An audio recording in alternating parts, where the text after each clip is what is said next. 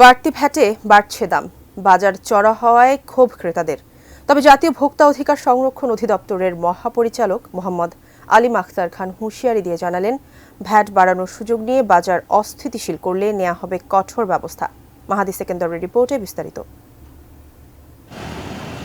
সরকারের পক্ষ থেকে বলা হয়েছে ভ্যাট বাড়ার প্রভাব পড়বে না বাজারে, বাস্তবে তা কতটা? জিনিসপত্রের দামের উপরে তেমন প্রভাব পড়বে না, কারণ আমি বলি অত্যাবশ্যক জিনিসপত্র আমরা সব এসে জিরো করে দিয়েছি। রাজধানীর কারওয়ান বাজার, এখানে দুদিন আগে যে দামে আপেল মিলত এখন তা কিনতে কেজিতে বাড়তি গুনতে হচ্ছে 20 টাকারও বেশি।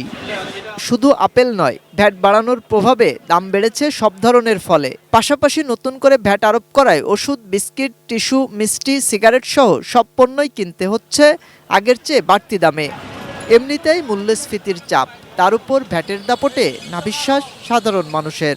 আয়ের তুলনায় ব্যয় বেশি হয়ে যাচ্ছে, যার জন্য এগুলো কেনা সম্ভব হচ্ছে না। আমাদের মতন সাধারণ মানুষ কিনে খাওয়ান খুব মুশকিল হয়ে গেছে। এমনিতে দ্রব্যমূল্য অনেক দাম, এই দামটা কমানো উচিত, ভ্যাট তো বাড়ানো তো পরের কথা।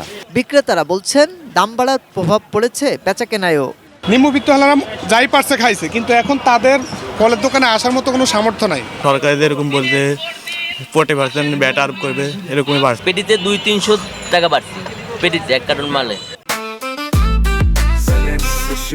জেনেক্সে শিফট করো, লাইফকে লিফট করো। তবে বাজারে নিত্য পণ্যের দাম স্বাভাবিক রাখতে কঠোর অবস্থানে জাতীয় ভোক্তা অধিকার সংরক্ষণ অধিদপ্তর। প্রশাসনিক ব্যবস্থা নিয়ে যদি বিচ্যুতি থাকে তাদেরকে দণ্ডের আওতায়, জরিমানার আওতায় আনা, সেটা আমাদের কন্টিনিউস আছে। এভারেজে ঢাকাতে প্রতিদিন 6 থেকে 7টা টিম কাজ করছে।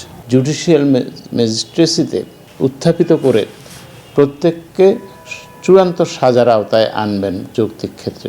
দাম নিয়ন্ত্রণে চাইলেন মাঠ প্রশাসনের সহযোগিতাও। প্রশাসনকে বলবো তারা অ্যালার্ট থাকবেন, সক্রিয় থাকবেন। মাহাদি সেকেন্দার, ATN নিউজ, ঢাকা।